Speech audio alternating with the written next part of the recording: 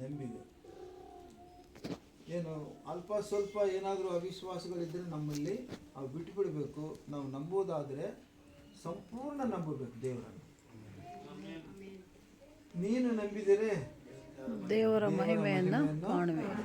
ಯೋಹಾನ 11:40. ನಮಗೆ ಸಂಪೂರ್ಣವಾಗಿ ತಿಳಿಯಪಡಿಸಿದೆ ದೇವರು. ಏನೂ ಆಗಿಲ್ಲ. ಆಮೇಲೆ ಎಲ್ಲರೂ ಸಂತೋಷವಾಗಿಬಿಟ್ರು. ಮತ್ತೆ ಬಂದು ಎಲ್ಲರೂ ಸಭೆಯಲ್ಲಿ ಮೊಣಕಾಲೂರಿ ಪ್ರಾರ್ಥನೆ ಮಾಡಿದರು. ಅದ್ಧೂರಿಯಾಗಿ ಮೀಟಿಂಗ್ ನಡೀತಾವತ್ತು.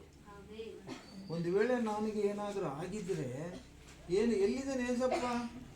ದೊಡ್ಡ ಪಾಸ್ಟರ್ನೇ ಸಭೆ ಮುಂದೆನೇ ಬಿದ್ದು ತಲೆ ಒಡೆದೋಗಿದಲ್ಲ. ಯಾವ ದೇವ್ರು ನಿಮ್ಮ ದೇವ್ರು ಅಂತ ಹೇಳೋ ಜನರು ಇದ್ದರು. ಅಲ್ಲಿ ಅವಕಾಶ ಕೊಟ್ಟಿಲ್ಲ ದೇವರು.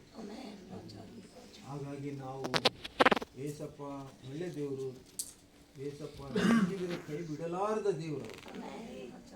ಆತನ ನಂಬಬೇಕು, ಆತನ ಕಾರ್ಯ ಮಾಡಬೇಕು. ಒಂದೇ ಒಂದು ಮಾತೇನೆಂದರೆ, ದೇವರ ವಾಕ್ಯ ನಾನು ನಂಬಿದ್ದೇನೆಂದರೆ, ನೀವು ಹೋಗಿರಿ ಸರ್ವ ಸೃಷ್ಟಿಗೆ ಸುವಾರ್ತೆಯನ್ನು ಪ್ರಕಟಿಸಿ.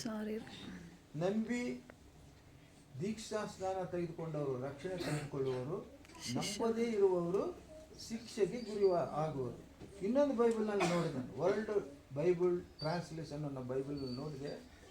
ಅಲ್ಲಿ ವಾಕ್ಯ ಬರೆದಿಟ್ಟೈತೆ, ನಂಬುವರು ರಕ್ಷಣೆ ಹೊಂದಿಕೊಳ್ಳುವವರು, ನಂಬಲಾರದವರು ಅಪರಾಧಿಗಳಂತೇಳಿ ಭಾವಿಸಿ ಅವರಿಗೆ ಶಿಕ್ಷೆ ಕೊಡಲಾಗುವುದು ಅಂತ ಬರೆದಿದೆ.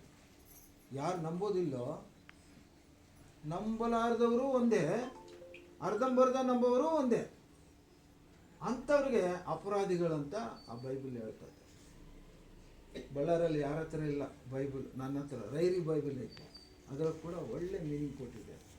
ಅದಕ್ಕೆ ನಾವು ನಂಬಿದ ಮಕ್ಕಳು ನಾವು ಹೇಗಿರಬೇಕು ಅಂದರೆ, ಆತನಿಗಾಗಿ ಜೀವಿಸಬೇಕು, ಆತನಿಗಾಗಿ ಸಾಕ್ಷಿಗಳಾಗಿ ಜೀವಿಸಬೇಕು.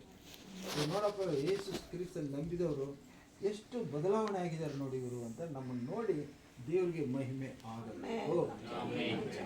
ವಂದನೆಗಳು.